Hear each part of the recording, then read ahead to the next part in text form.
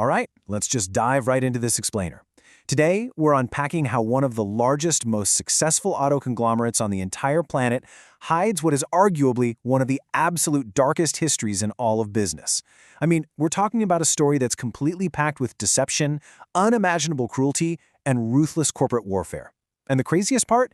It literally all stems from a personal request made by Adolf Hitler.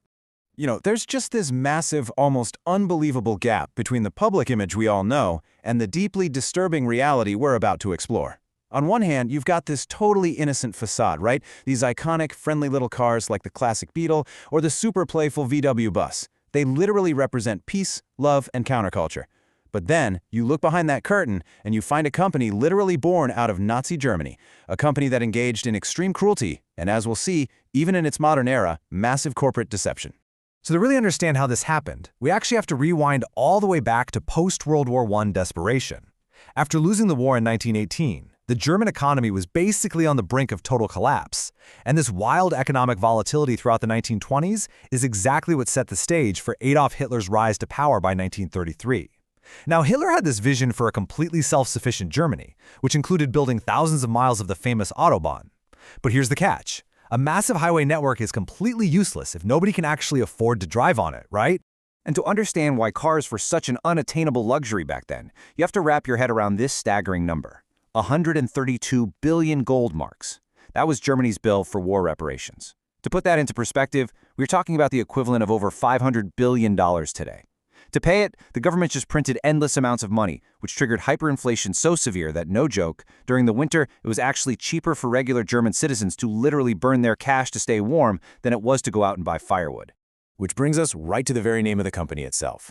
Volkswagen simply translates to the people's car. The idea was straight from Hitler. He wanted a vehicle that was small, super easy to mass produce, and crucially, inexpensive enough for the average working-class family. So he recruits automotive titan Ferdinand Porsche to bring this to life, and he gives him some highly specific demands.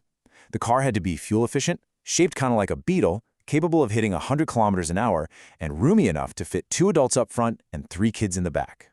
But here's where things take a super dark turn, because the promise of this cheap family car, it was actually a massive bait and switch. The Nazi government rolled out this supposedly brilliant savings book plan, promising citizens a brand new car for just 990 marks. Sounds great, right? Well, when World War II kicked off in 1939, that new factory in Wolfsburg wasn't making family cars at all. Instead, it was completely repurposed for the war. It essentially became a weapons factory disguised as an auto plant, turning out military vehicles designed to fit not a family, but 3 men and a machine gun. And that brings us to the victims of this very first massive fraud. Think about this. Over 300,000 everyday Germans had diligently signed up for this program. They were paying 5 marks a week into their savings books. But guess what? Not a single one of those 300,000 people ever saw their car. Absolutely zero. Every single cent of their hard-earned savings was quietly swiped by the Nazis and redirected to directly fund the World War II war effort. But honestly, as terrible as stealing people's savings is, it absolutely pales in comparison to what happened next. As the war intensified, and German men were all drafted to go fight, the factory obviously faced a huge labor shortage. So, what was Ferdinand Porsche's solution? He suggested using Soviet and Polish prisoners of war, and this dark decision directly led to 4 concentration camps and 8 forced labor camps being built literally attached to the Wolfsburg factory. Tens of thousands of men and women were forced to work essentially as slaves in freezing, starving, and just unimaginably brutal conditions. We really need to pause here for a second because we're hitting the most horrific part of this entire story. See, Volkswagen didn't want to lose their female slave laborers when they got pregnant, so they had the Nazis specifically modify policies forcing these mothers to give birth and then immediately go right back to the factory line. Their babies were taken and placed in a Volkswagen-run facility called the Kinderheim. Now, as the words from one of those heartbroken mothers show us, this Kinderheim was not a nursery, not even close. It was a filthy, bug-infested nightmare of deliberate, calculated neglect. The result of that horrific policy was just devastating. Between 365 to 400 infants died from intentional starvation and neglect in that facility. Their bodies were just wrapped in toilet paper and tragically disposed of in cardboard boxes in unmarked mass graves. It's completely sickening. And you know the only reason we even know this dark truth today? Because as the Allies were closing in back in 1945, Volkswagen ordered a bureaucrat to burn all the evidence.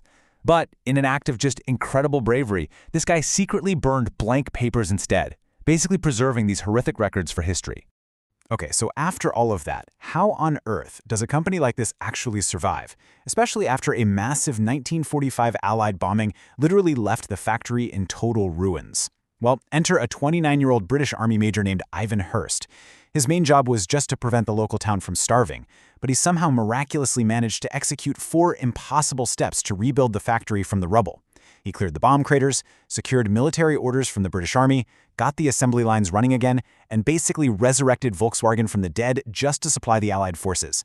Hearst's efforts were a total game changer. I mean, they completely saved the company. They immediately stripped away that original Nazi-associated logo, built up this massive dealership network, and by 1949, this suddenly thriving enterprise was handed right back to a newly sovereign Germany. And the transformation over that next decade? Absolutely wild. By 1955, they sold their 1 millionth Beetle. Think about that for a second.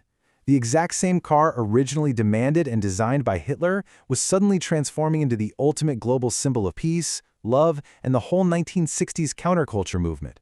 Talk about a crazy rebrand. Then, after being denationalized in 1960, Volkswagen didn't just grow. No, they started building an absolute empire. They went on this completely relentless acquisition spree. Over the next few decades, they just started swallowing up competitor after competitor. We're talking Auto Union, which gave them Audi, plus Seat, Skoda, and eventually they even scooped up absolute luxury titans like Bentley, Lamborghini, and Bugatti. Almost overnight, Volkswagen had morphed into this massive, incredibly powerful auto conglomerate. Okay, now let's fast forward to the 2008 financial crisis. This is where we get to witness quite literally one of the wildest corporate battles in history. Porsche, yes, the exact same company that designed the very first VW, decided to launch a highly secretive, totally hostile takeover of Volkswagen. At the time, VW's sales were slumping, so all these big hedge funds were heavily shorting VW stock. But then, Porsche drops a bomb. They suddenly revealed that they secretly already owned nearly 43% of the company. And that surprise announcement, it triggered the single biggest short squeeze in market history. The panic was so intense that for a brief, crazy moment, Volkswagen actually became the most valuable company in the entire world. But Porsche had taken a massive gamble here. They took on 10 billion euros in debt just to execute this hostile takeover. Their master plan was to sneakily hit 75% ownership, force through a profit transfer agreement, and then, get this, essentially pay off their own 10 billion euro debt by draining Volkswagen's massive cash reserves. I mean, it was an incredibly audacious, high-stakes bet. But guess what? The gamble totally failed. When the German government stepped in and blocked Porsche's final round of funding from Qatari investors, the tables turned instantly. Suddenly, Porsche is the one drowning in debt, and Volkswagen strikes back hard. In this totally bizarre Uno reverse kind of move, Volkswagen just used its own deep pockets to buy out Porsche entirely for 4.45 billion euros. So the company that tried to swallow Volkswagen ended up getting swallowed by them instead. And just like that, the VW empire got even bigger. So with the financial crisis in the rearview mirror and Porsche securely under their umbrella, Volkswagen made a massive push for global dominance. Around 2009, they rolled out this huge, shiny new campaign for what they were calling clean diesel cars. They heavily pushed this narrative that their engineers had invented a magic new nitrogen oxide trap that finally made diesel engines perfectly environmentally friendly. And honestly, it looked amazing on paper. It passed strict emissions tests with flying colors, scooped up environmental awards, and helped VW sell literally tens of millions of cars.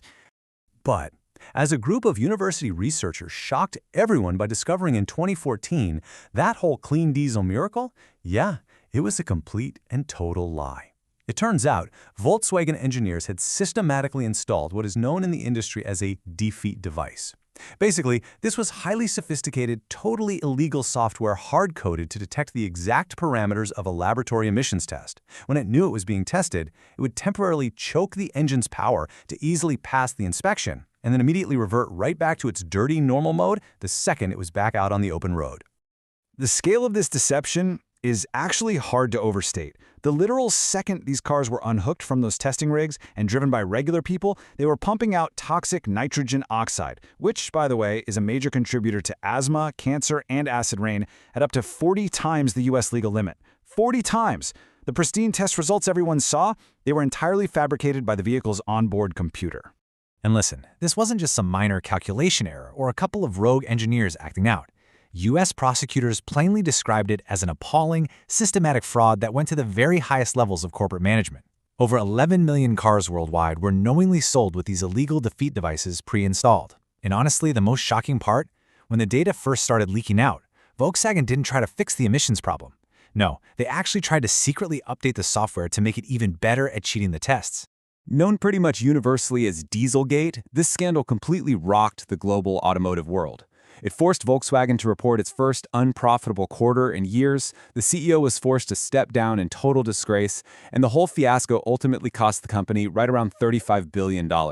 We're talking massive customer payouts, nearly $3 billion just in criminal fines, and billions more to try and somehow mitigate the unbelievable amount of environmental pollution they had secretly unleashed. But here is the craziest twist in the whole story. Astonishingly, just a single year after the massive fallout from Dieselgate, Volkswagen actually surpassed Toyota to become the world's best-selling car conglomerate. It's wild. Now, obviously, the company operating today is run by entirely different people than the ones pulling the strings back in 1938, and they produce some of the most brilliant and iconic vehicles on the road today. But when you really look at this deep legacy of bribery, brazen emissions fraud, and truly catastrophic origins, it definitely leaves us with one incredibly provocative question to chew on. Can a massive company truly outrun its dark past when its present is still marred by deception,